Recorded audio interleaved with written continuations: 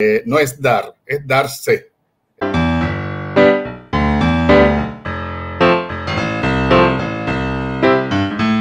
Saludos y bienvenidos a Para Servirle, su espacio informativo de organizaciones sin fines de lucro en Puerto Rico. Hoy dialogué con el doctor Nelson Colón, presidente de la Fundación Comunitaria de Puerto Rico. Esta organización lleva sobre 35 años siendo pieza clave en el desarrollo de proyectos en nuestras comunidades. Con el doctor dialogamos sobre el desarrollo de la organización, planes a futuro, la importancia de las fundaciones dentro del tercer sector en Puerto Rico y también la celebración del 35 aniversario con su campaña 35 Forjadores de Esperanza. Los invito a conocer más de la fundación en todas las redes sociales y en su página web. Como siempre, les recuerdo que nos pueden seguir en todas las redes como paraservirle.pr, donde también compartimos eventos, noticias y oportunidades de voluntariado. También les recuerdo que se pueden suscribir a nuestro canal de YouTube y a todas las plataformas de audio de podcast donde publicamos episodios todos los miércoles. Con eso dicho, pasemos junto a Nelson Colón de la Fundación Comunitaria de Puerto Rico.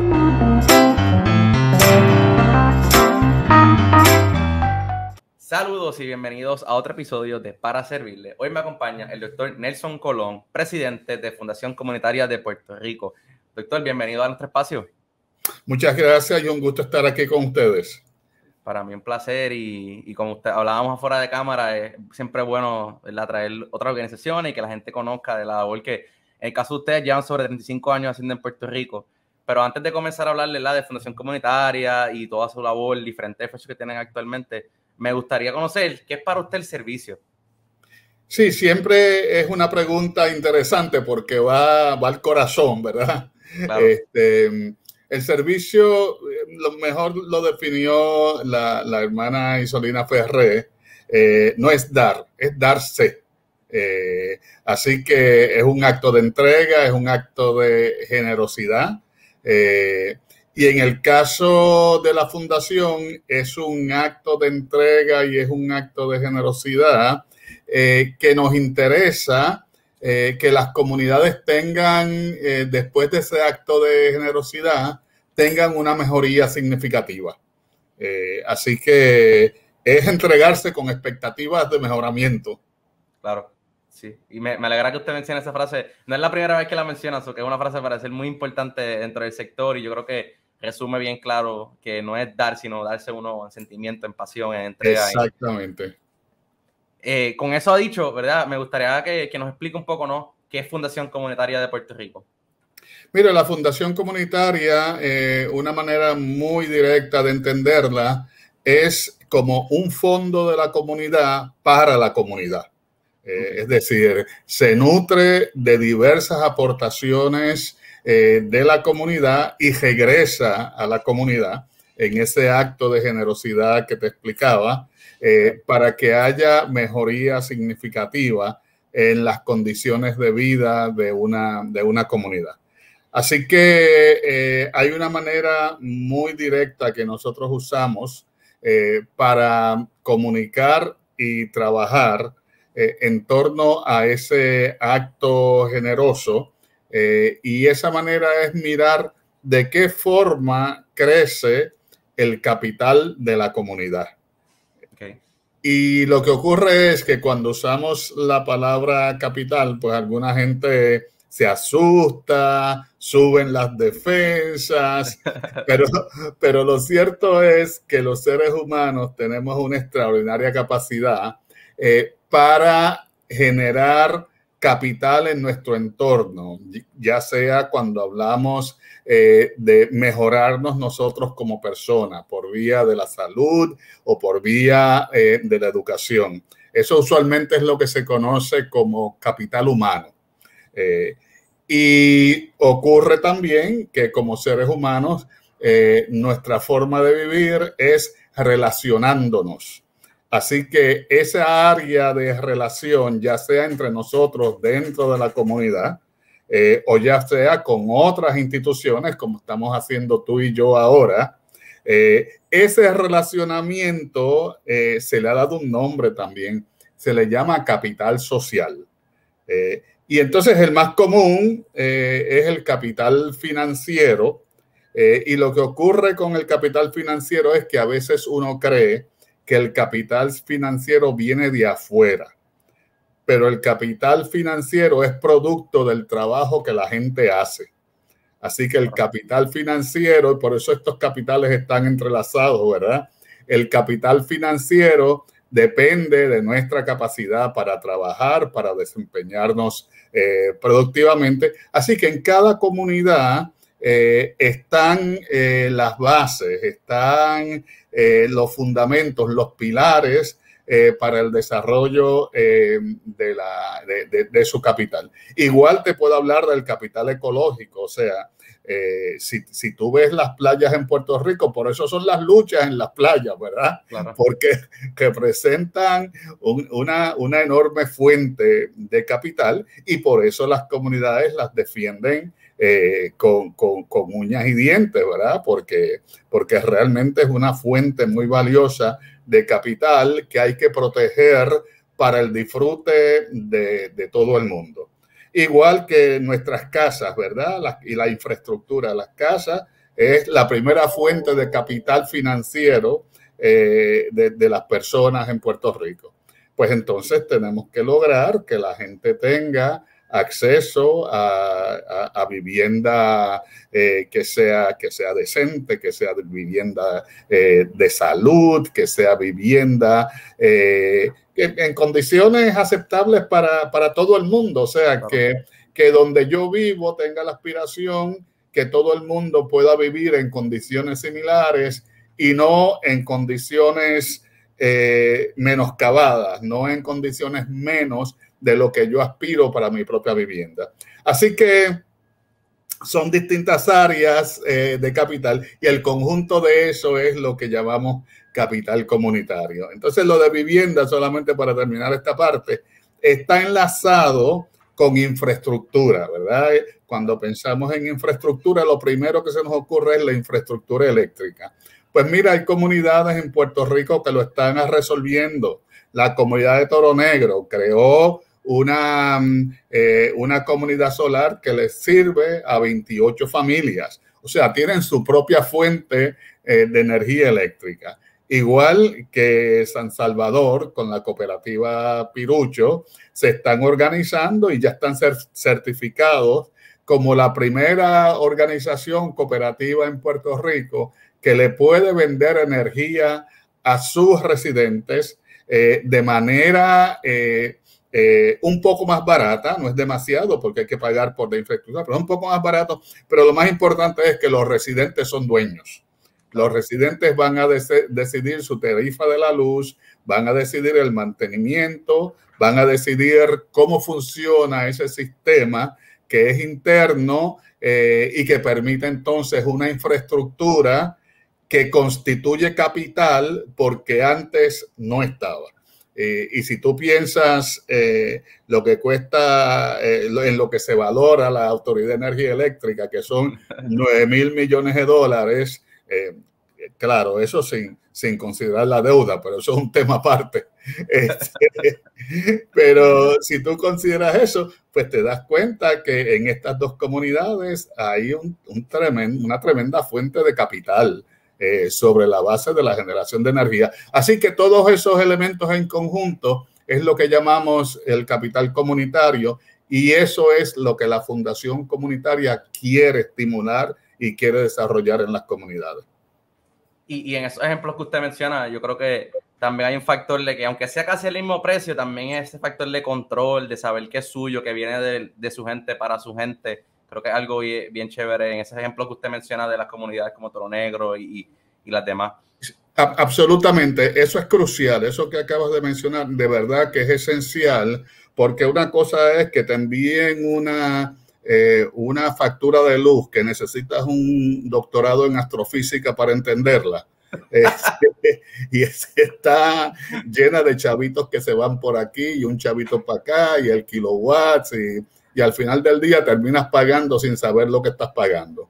Y otra cosa es que tú estés en la mesa que toma las decisiones y que estés entendiendo exactamente qué cuesta y por qué cuesta. Y mira, amplío el ejemplo, porque en el caso de Toro Negro, cuando comenzamos, ¿verdad? Todo el mundo está aprendiendo.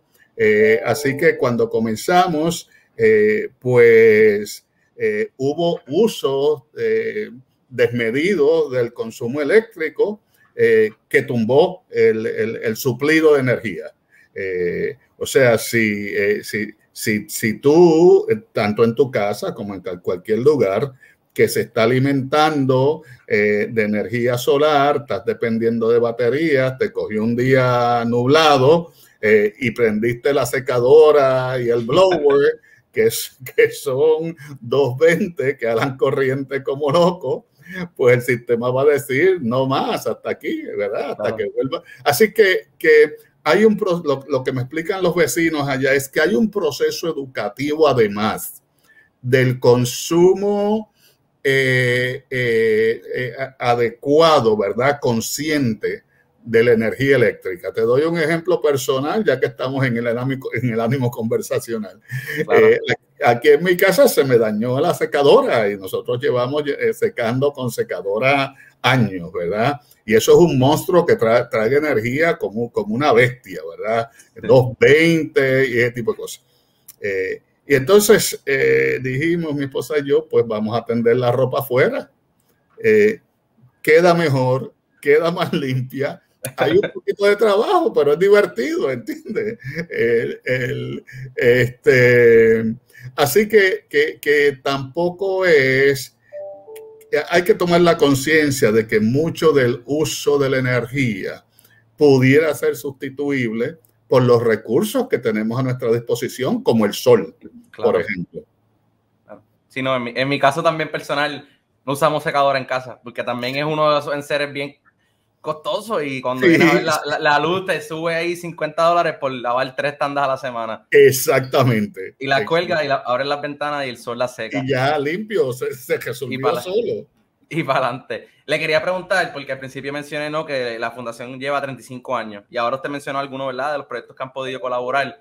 Me gustaría conocer cómo ha sido ese trayecto desde que empezaron hasta ahora. Obviamente ha habido muchas cosas que han pasado, que le invitamos a la audiencia que lo puedan ver en la página web, que hay un timeline bastante, ¿verdad?, profundo, pero me gustaría que nos mencionara algunos de esos, ¿verdad?, proyectos o procesos de los cuales han, ¿verdad?, participado estos muchísimos años.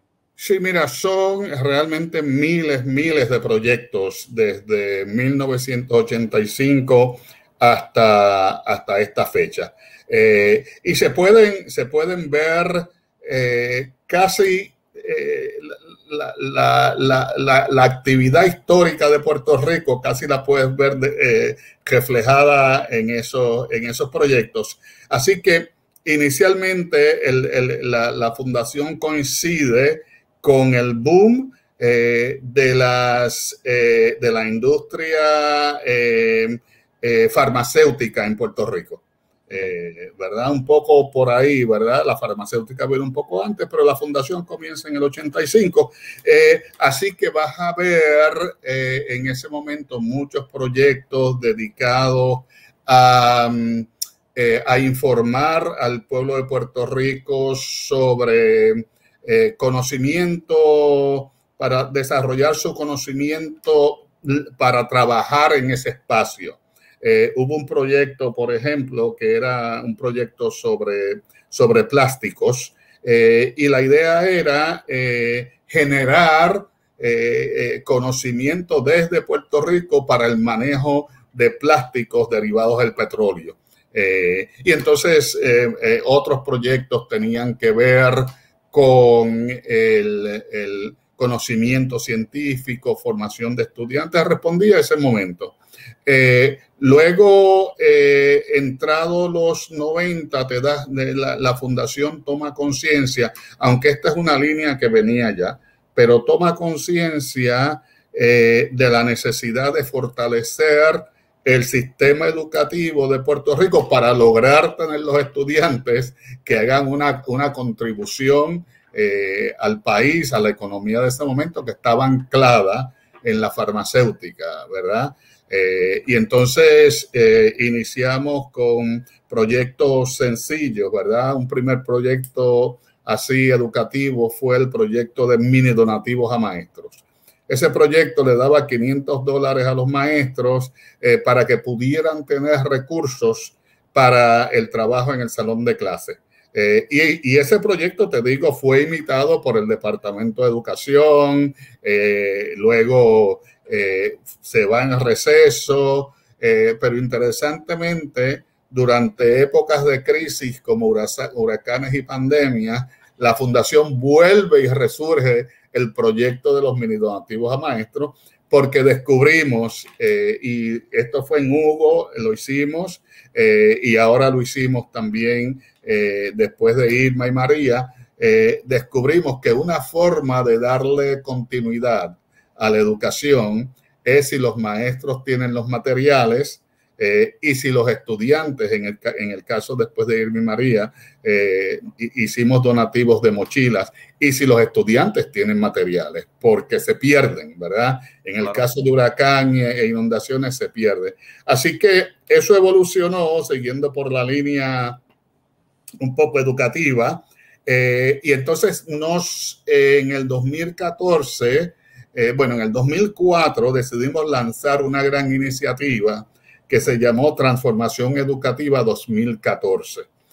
Así que el interés era movilizar al pueblo de Puerto Rico para que reclamara y exigiera una educación de calidad mundial. Y ese proyecto se llamó Puerto Rico Quiere A. Y hago un paréntesis ahí porque fíjate lo que ocurre. Lo que ocurre es que en cierta medida nos hemos acostumbrado a funcionar en el sistema público como dentro de la precariedad, como que la educación pública tiene que ser precaria.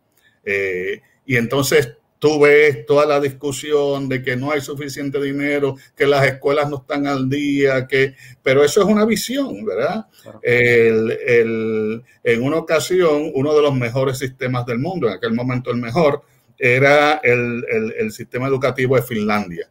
Y en ese momento, pues agarró, sobre todo en el 2000, mucho vuelo, porque consistentemente la sacaban fuera del parque en las pruebas internacionales, en la prueba PISA. Consistentemente. Y alguien le preguntó a una maestra, ¿verdad? Mire, ¿y a qué se debe el milagro de Finlandia? Le dijo, no hay milagro. Es que cualquier escuela en Finlandia es la mejor del mundo, punto. O sea, no hay ninguna fórmula aquí. Es que el Estado se ocupa de que todas las escuelas tengan la capacidad de desempeñarse a nivel de calidad mundial, ¿verdad? Así que eso es una visión que te saca del paradigma de la precariedad, del paradigma de que la buena educación es para la gente y las escuelas con recursos y la mala educación es la educación pública. Esa visión te permite romper esa manera de pensar que es la educación pública precaria, ¿verdad? Que funciona en precariedad. Así que ese proyecto, esa década, ¿verdad? Culminó en el 2014. Ahí desarrollamos un movimiento, Puerto Rico Quiere A. El objetivo era reclamar 1 millón de firmas para que apoyaran una educación de calidad mundial por vía de la combinación de firmas directas e instituciones que representaban a individuos. Se logró llegar al millón. Claro, lo que aprendimos ahí es que necesitas de la voluntad del gobierno. O sea, hay un maridaje ahí entre la presión pública y la voluntad del gobierno, ¿verdad? En ese matrimonio, pues se necesita de la voluntad del gobierno que diga, ajá, los ciudadanos y las ciudadanas quieren una educación de calidad mundial. Vamos a organizarla para proveerle eso al pueblo de Puerto Rico. Eso no pasó. Eso no pasó. Así que todavía seguimos en esta larga procesión de lamentos y precariedades e insuficiencia y que si columnas cortas y peligros y cosas. Todavía estamos en esa procesión. Pero eso fue una de las aspiraciones de la fundación. y entonces nos permitió movernos a proyectos más puntuales en educación, como el adiestramiento a principales, apoyo a las escuelas, capacitación a maestros, coaching a los maestros. Y dentro de ese proceso, pues entonces Irma, María, terremotos y pandemia, pues nos obligan a reorientar la vida. Así que a partir de esa secuencia de eventos, la fundación, siguiendo nuevamente el marco de trabajo que te hablé, ¿verdad? Ese marco de trabajo que son el crecimiento del capital comunitario. Siguiendo por ahí, pues entonces nos enfocamos en el desarrollo de comunidades solares. Nos enfocamos en los acueductos comunitarios para que los vecinos tengan acceso, sepan manejar y puedan hacerse dueños, propiedad colectiva de los acueductos comunitarios. Nos enfocamos también, obvio, en vivienda, ¿verdad? Y entonces activamos la red de desarrollo, la red comunitaria de desarrolladores de vivienda, y esos desarrolladores de vivienda construyeron 88 viviendas en 2 años, cosa que el gobierno de Puerto Rico, dicho sea de paso, no ha logrado hacer. Así que ese brazo comunitario sin fines de lucro sí tiene unos elementos importantes de acción, y también entonces pues el tema de las comunidades solares, que se combina ahora en el caso nuestro con el tema de los acueductos comunitarios, porque estamos creando un sistema de energía, de suplido de energía solar para los acueductos comunitarios. Así que los proyectos van cambiando, pero el enfoque es muy consistente, ¿verdad? ¿Cómo hacemos que las comunidades tengan acceso, puedan manejar y puedan hacerse dueños de su propio capital? Me parece súper interesante como, ¿verdad? A través de las diferentes adversidades que hemos recibido como país, ¿verdad? Sigue esa misión presente, ajustándose, como usted bien dijo, a específicos momentos particulares como los huracanes, la pandemia, los huracanes hubo en los 90, un poquito de todo. Eso me parece súper interesante y yo creo que importante, porque eso es parte de poder seguir impactando, no perdiendo su misión, pero ajustando a las realidades, ¿no?, actuales de cada país. Le quería preguntar, porque hablando de los esfuerzos actuales, tienen una campaña que hace poco lanzaron en celebración de los 35 aniversarios, que se llama 35 Forjadores de Esperanza. ¿Me pudiera comentar un poquito sobre eso? ¿Qué es? ¿Cuál es la misión? Claro, te doy un poquitín de trasfondo. Claro. En el 2015 lanzamos el premio a Rafael Cordero, ¿verdad? Y la intención de ese premio es doble, ¿verdad?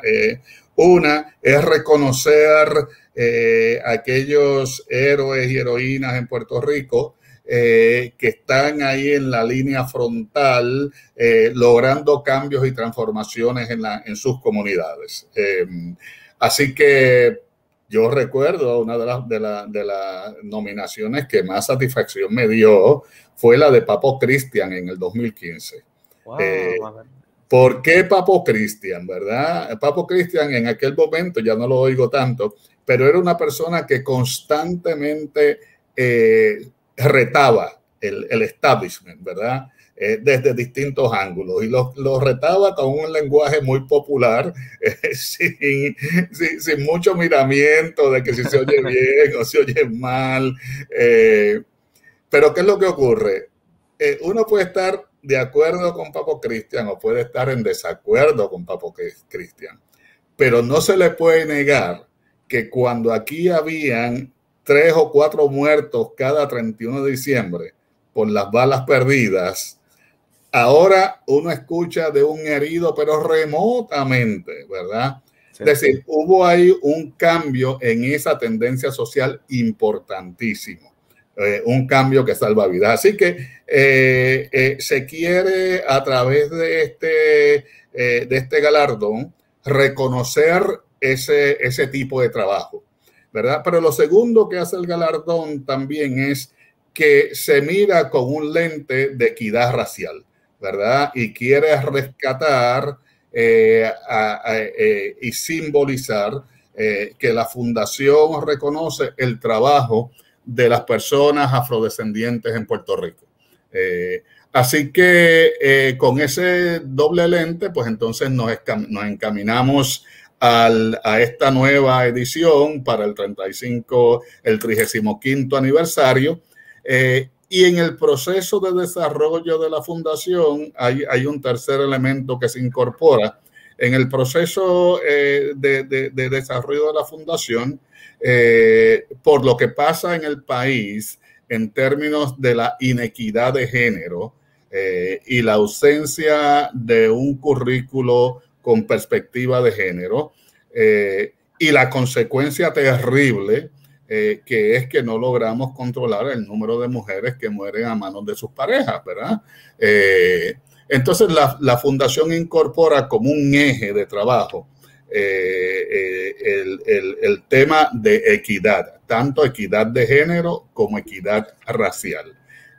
Así que al galardón Rafael Cordero del 2015 se le incorpora en el 2020 el nombre de su hermana, Celestina. Así que el galardón ahora se conoce como el galardón a Rafael y Celestina Cordero, atendiendo esas dos prioridades y esos dos ejes de la fundación, que es la equidad de género y la equidad racial.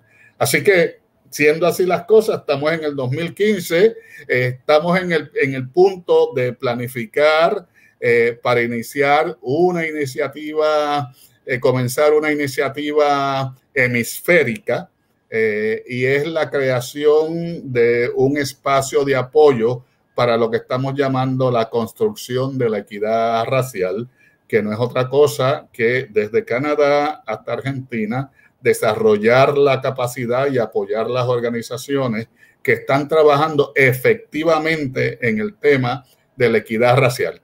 Así que todas esas cosas las vamos a celebrar con este galardón, ¿verdad? Así que ya tenemos una buena camada de candidatas y candidatos, y yo creo que va a ser un premio significativo, no solo para las personas premiadas, sino también para el pueblo de Puerto Rico. Y mencionó 2015 y 2020, ¿eso es algo que se hace cada 5 años entonces? Sí. Lo que pasa que cuando, si lo miras, el 2020 lo vamos a celebrar en el 2021. Parte de como las Olimpiadas. Entonces, nada, básicamente lo que pasa es que no contábamos con esta, dijimos, bueno, Irma y María, pues ahí recuperamos y hacemos esto, vinieron los temblores en el sur, bueno, ahí ajustamos, y cuando estábamos ajustando, pues entonces viene la pandemia y se nos va corriendo el plan. Así que, pero sí, cada 5 años queremos reconocer esas personas que, usando una traducción de una frase en inglés, están moviendo la aguja en las comunidades, están haciendo cambios significativos y de verdad y duraderos. Y mencionó el factor de Canadá, Argentina, o sea que a largo plazo este tipo de galardón no solo para puertorriqueños, sino también es para personas a través de todo el hemisferio. Claro, y ojalá, ¿verdad? Porque esto es muy puertorriqueño, pero algo parecido.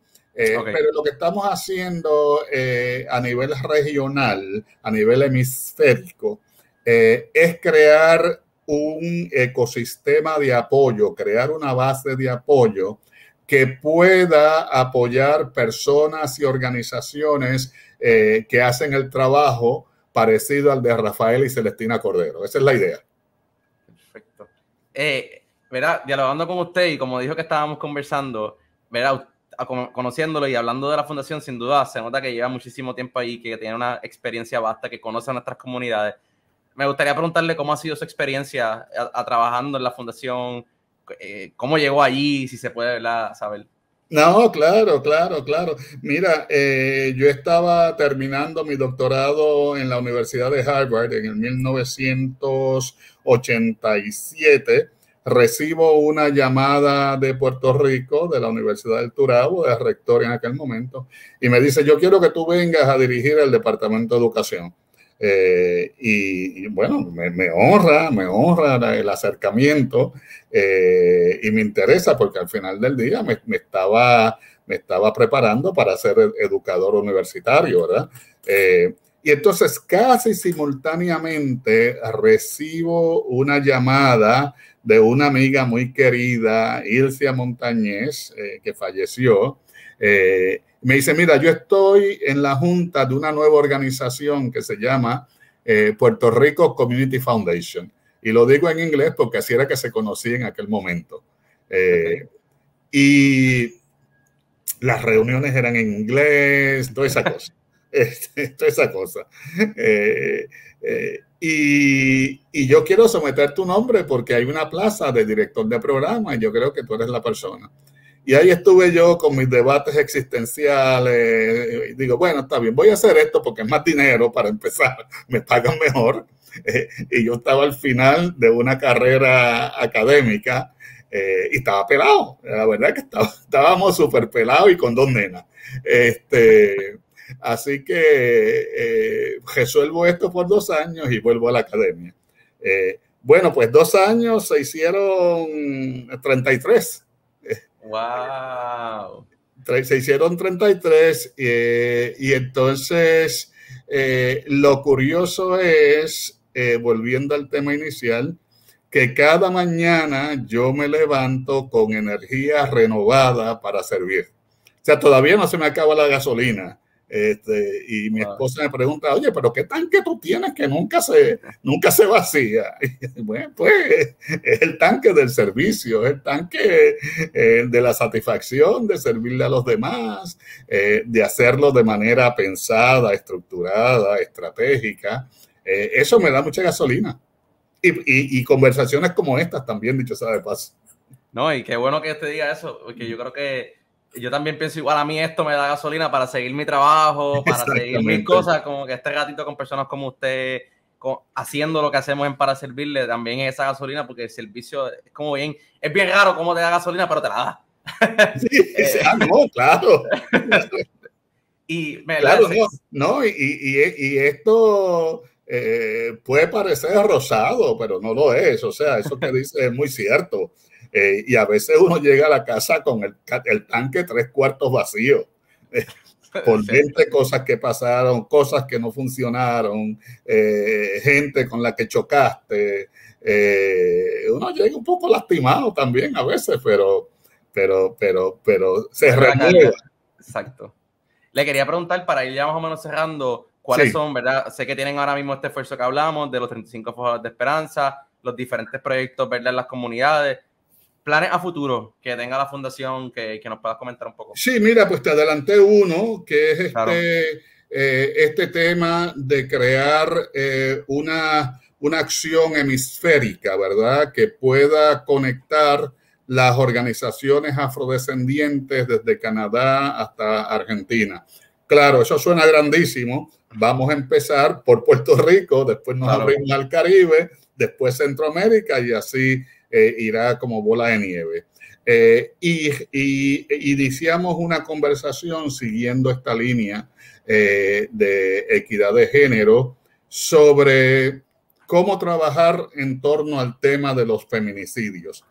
Eso está solamente en proceso de cuajarse, ¿verdad? Eso no está cocinado aún, porque lo que queremos es una aproximación distinta, ¿verdad? Estamos comenzando invitando a una conversación a aquellas personas que están trabajando desde el tema de resolver el asunto de la violencia en los hombres, ¿verdad?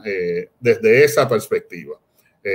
La idea es, si no rompemos ese ciclo de violencia masculina, vamos a estar posiblemente trabajando constantemente con víctimas, con mujeres víctimas y en aumento, ¿verdad? Así que estamos tratando de encontrar la forma de cómo atender el asunto de la violencia masculina, la violencia de género, desde esa perspectiva.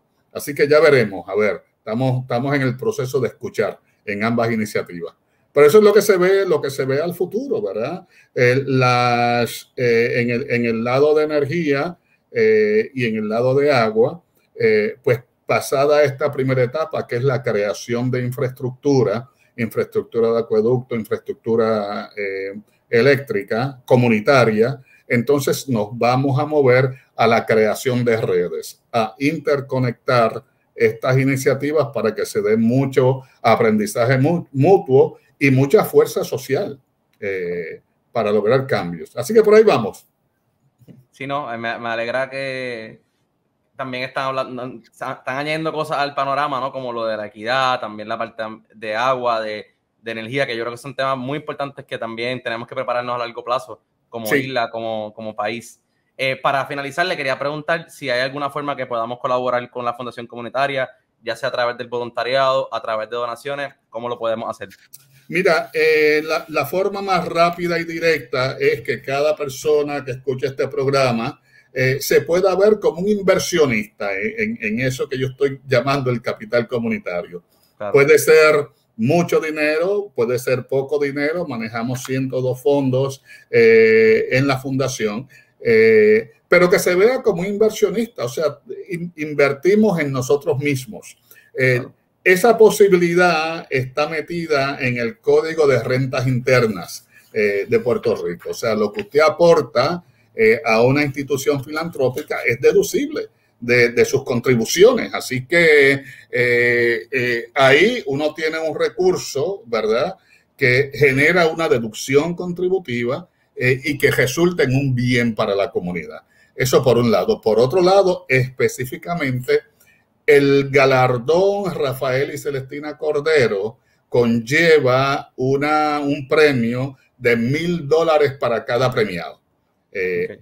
Esos $1,000 queremos que salgan de la comunidad. Queremos que la comunidad reconozca a sus héroes y reconozca sus heroínas. Así que cualquier aportación hacia el galardón constituye el apoyo de la comunidad para reconocer sus héroes, para reconocer sus heroínas que están haciendo cambios transformadores en la comunidad. Perfecto. Mencionó lo de, ¿verdad? Mencionó lo de los 105 fondos. Yo siempre una pregunta un poco puntual, siempre yo escucho fundaciones, organizaciones sin fines de lucro y como que hay, al final del día todo es para la comunidad, pero son, ¿verdad? Es diferente, ¿no? Las organizaciones sin fines de lucro van a las fundaciones para recoger estos fondos. Exactamente. Si uno mira a la arquitectura de lo que llamamos el sector social o el tercer sector, esa arquitectura ese edificio tiene 3 pisos, ¿verdad? El primer piso, el más importante, la base, sin ese piso no existimos, son las organizaciones comunitarias que están en la calle dando el servicio directo. Okay. Eso es el Caño, eso es Sister Isidora Ferré, eso es la Fondita de Jesús, eso es Peces en Humacao. Bueno, hay fácil, yo te diría, 3,000 activas en Puerto Rico. Así que ese es el primer piso. Tienes un segundo piso que son organizaciones que apoyan, que sirven como recurso para capacitar y apoyar. Esas organizaciones son lo que se llaman organizaciones de segundo nivel, ¿verdad? Son menos, pero están ahí. Son usualmente organizaciones de capacitación. Las redes a veces cumplen ese rol. Y entonces, como un tercer piso, tienes las organizaciones como la Fundación Comunitaria que financian la actividad del segundo y del primer piso. Así que cuando escuchas fundaciones, pues se usa de distinta manera, pero si tú escuchas Fundación Comunitaria, Fundación del Banco Popular, Fundación Ángel Ramos, vas a la Fundación Titín, vas a escuchar, lo que estás escuchando son financiadores sociales de la actividad en las comunidades. Eso es lo que estás escuchando. Yo creo que esa explicación está súper fácil de entender para las personas que ¿verdad? Que no están tan familiarizadas con el sector. Sí. Y me alegra que lo hayamos hecho un momentito al final para que la gente también lo sepa y también entienda su labor, lo que hemos hablado en este episodio un poco más en concreto, como ese tercer piso, segundo y primer piso, me parece genial. Doctor, le quiero agradecer su tiempo, sacar tiempo de su agenda para dialogar conmigo en este episodio, a toda la labor que hacen en la fundación y deseándoles mucho éxito y a que las personas también puedan colaborar con ustedes para que sigan ustedes colaborando con nuestras comunidades. Muchas gracias a ti, muchas gracias por darnos el espacio en el programa y mucho éxito en este programa. Yo espero que el público que lo escucha siga aumentando y aumentando y aumentando y que tenga en un momento muchos likes. Esa es la misión y más que likes, que vayan a las comunidades y apoyen al trabajo como ustedes. Los likes se quedan en las redes, a mí lo que me importa es que vayan y cooperen con ustedes y con todas las demás organizaciones. Aprovecho para recordarle a la audiencia que pueden seguir a Fundación Comunitaria en todas las redes sociales, en Instagram, en Facebook, están disponibles y también en su página web que es fcpr.org para que conozcan más de los diferentes proyectos que el doctor nos acaba de mencionar. También aprovecho para agradecerles su sintonía en este episodio. Recuerden que también nos pueden seguir en paraservirle.pr, noticias, eventos y próximos episodios. Muchas gracias por su tiempo y recuerden que aquí, para servirle.